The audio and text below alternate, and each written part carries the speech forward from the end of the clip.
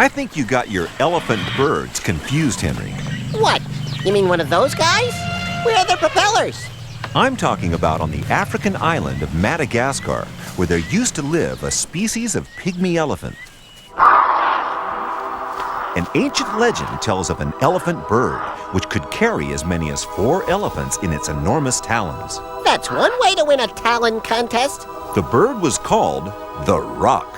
Excuse me, rocks can't fly. This roc could. The legend claims the roc would swoop out of the sky and nab the biggest animal it could lift.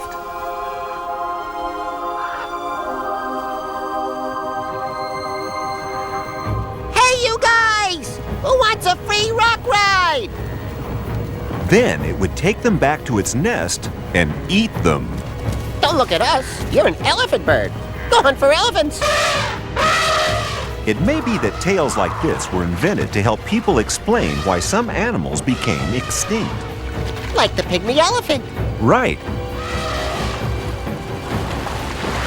Or maybe it's true. There was a roc, mighty hunter of the sky, who got so hungry he could eat a whole elephant. Well, Henry, most myths are based on some truth, and once there were some very large birds on the island. It's unlikely they ate elephants, though. But I know how they would have liked it if they did. How? On the rocks. Oh.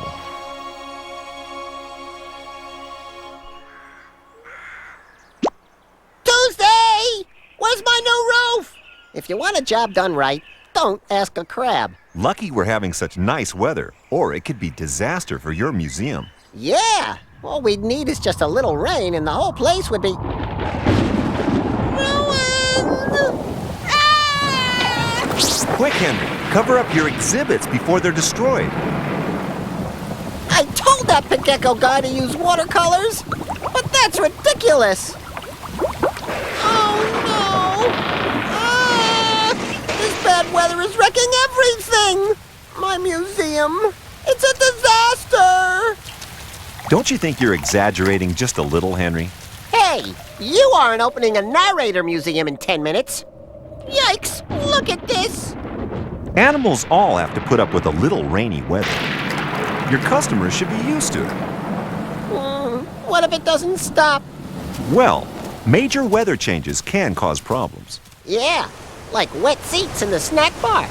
I'm talking about flooding that ruins habitats, driving animals to extinction. So this is much better. Don't count on it, Henry. When rains won't come, animals go thirsty. Get me some lemonade.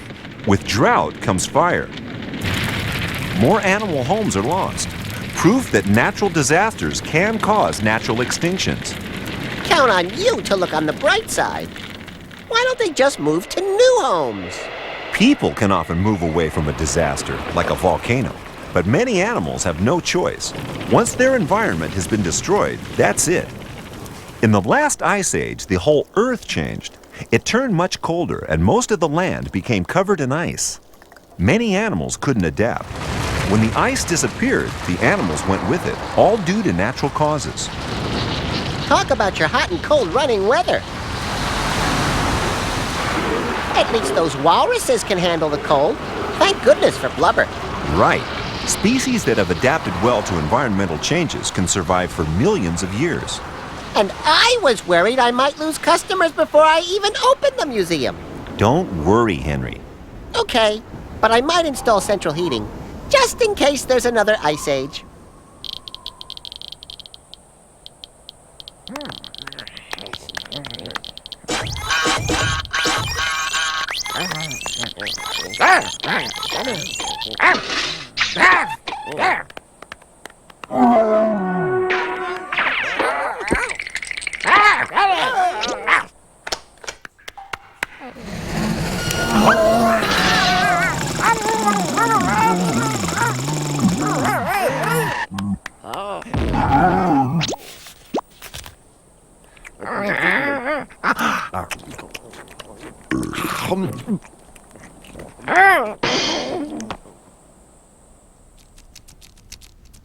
Giraffes, check.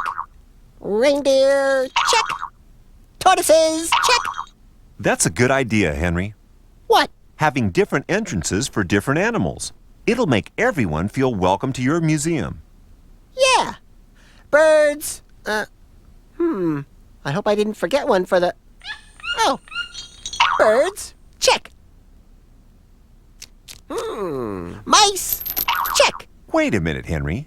How do people get in the museum? Excuse me. Can't you read the sign? No people allowed.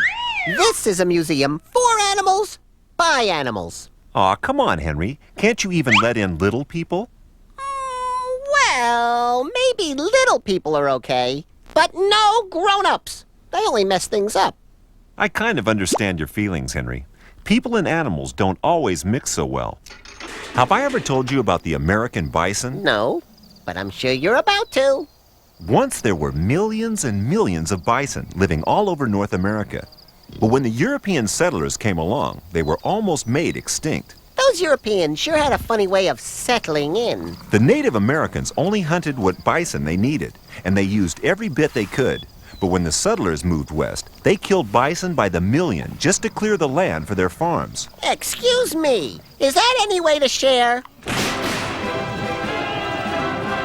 The famous cowboy Buffalo Bill killed more than 4,000 bison in just over a year.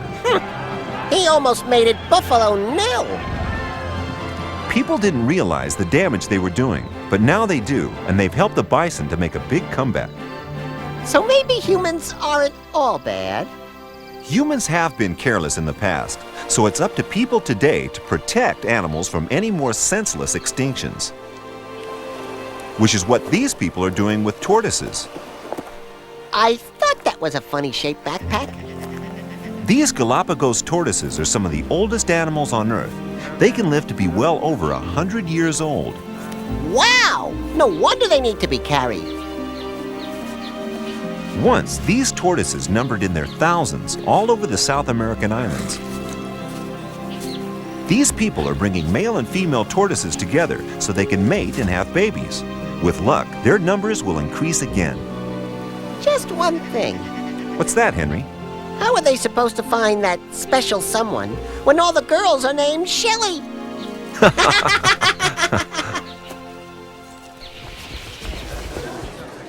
And now, ladies and gentle lizards, it's time for Henry's amazing Golden Gecko Award. The winners of my all-time best extinct animals are... In third place, the Tasmanian emu, who sadly couldn't be here this evening. The award is collected by his Australian cousins on his behalf. The last survivor fell into his owner's swimming pool and drowned. It just goes to show, feathers and water don't mix. Second place award is received by a relative of the late St. Stephen's wren, a little bird whose remaining population was eaten up by a lighthouse keeper's cat.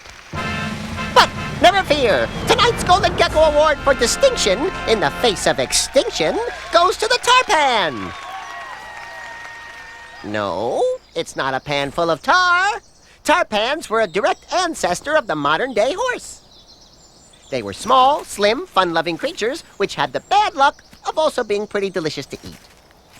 Or so thought the people who just couldn't get enough of them. By the year 1900 or so, they had spun out of existence. But extinct isn't always forever. All the genetic information, which made the tarpan happen, is still going around in the horses of today. After years of careful selection and crossbreeding, animal experts can now present to us these frisky little ponies they say are a dead ringer for the original tarpan. An amazing happy ending. And we can now see for ourselves. The tarpan is intelligent and graceful. Plus, it's especially attractive when photographed in slow motion at sunset. So, for going over the brink, becoming extinct, then climbing back into the rink. Here you go, tarpan. This golden gecko's for you. Henry, it's time. The museum is opening in 2 minutes. Shouldn't you be getting ready? Just a few last-minute touches to the most important room. Which one? The gift shop! Look, I've got cool toys and yummy candies and this great toy car and, Loads of stuff. Honestly, Henry, I can't understand why you're so concerned about being remembered like this. Are you kidding?